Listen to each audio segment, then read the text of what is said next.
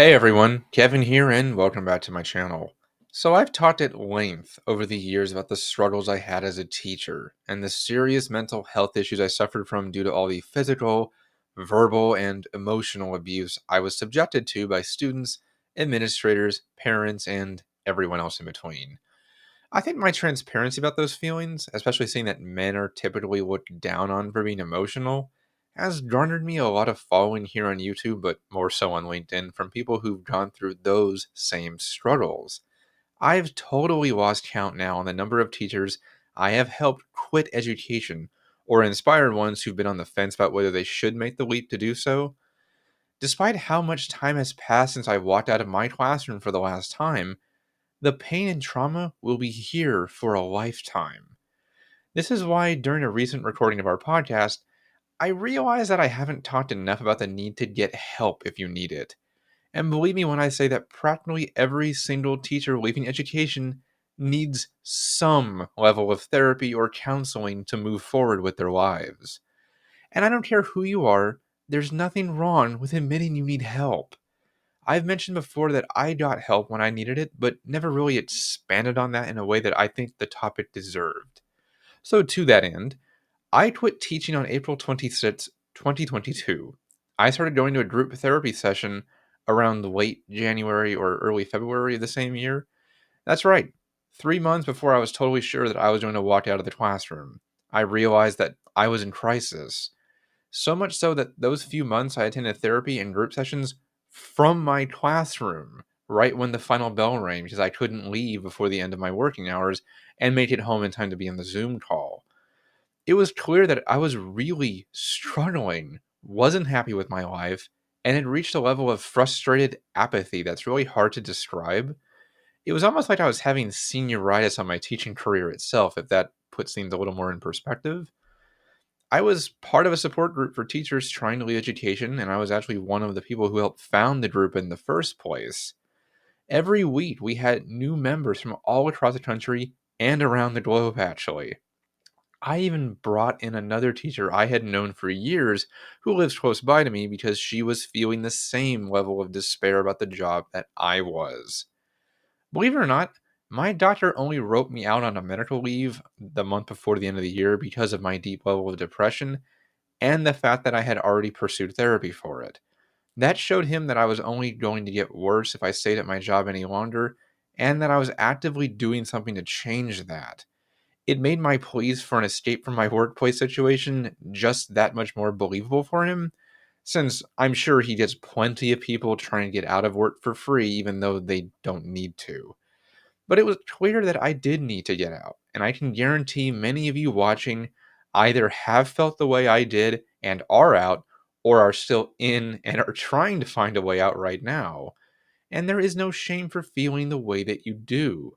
I had a lot of baggage left over from my time in the classroom, and it took a lot for me to overcome that.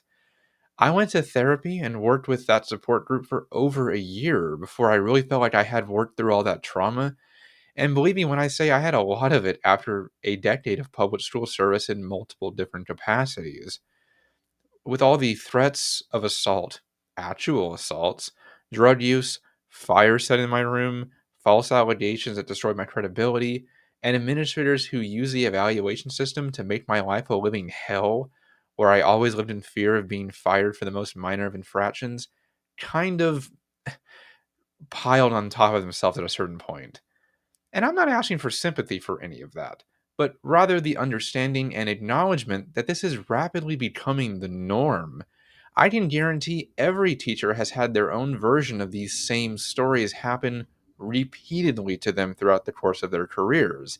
And that's not even counting the rising level of unchecked violence among our youth, or the constant threat of a school shooting which receives little to no attention from those with actual political capital to change anything. No one comes out of teaching unscathed, and it's very easy to bottle things up inside because it's what always has been expected of you. You're taught, heck, expected to always put everyone else first, not complain about your pay or working conditions, and to work long hours far past contract without pay. You've been put through the ringer on a good day. On a bad day, you're coming home feeling utterly defeated and like you can't physically go to work the next day because you can't take it anymore. And I remember coming home and snuggling with my cat just to feel something. And you aren't alone in that sentiment in any way whatsoever either. You're so cloistered in your classroom and conditioned to believe that this is normal that you don't realize that it, one, isn't normal, and two, that makes you feel alone and isolated in a way that prevents you from getting the help that you need. I still have moments that pop up once in a while that make me shudder and which pulls that trauma back to the surface, such as the horror story of students impersonating teachers online and destroying their personal lives and careers with false videos and AI images of incredibly inappropriate sexual and racist things, which I won't even mention here, that have been happening in Pennsylvania. We did a whole podcast episode on that, actually. But the point is that it's okay to ask for help and get the therapy you need in order to move forward from your classroom experiences and expectations. You aren't weak for doing that, but rather strong for realizing that you deserve better and deserve to be happy. Within 3 days of my current job, for instance, I have received more praise, appreciation, and value than I ever did in all of my years as an educator. That has done so much in strengthening my mental health and continuing all that work I started back when I made the bold move to admit that I needed help and got therapy.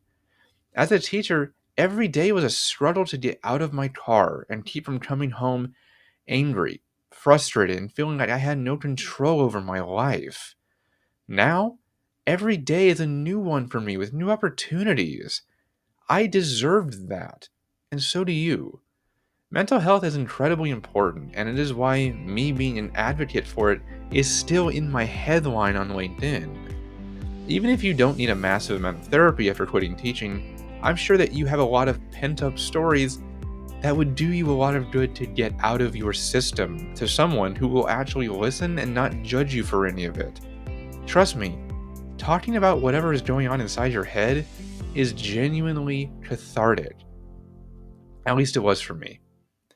But with that, I'll put a pin in there for today. Thanks for listening, and please reach out if you need any help. Don't forget to click like and subscribe to see more of my content, and I'll see you in the next video.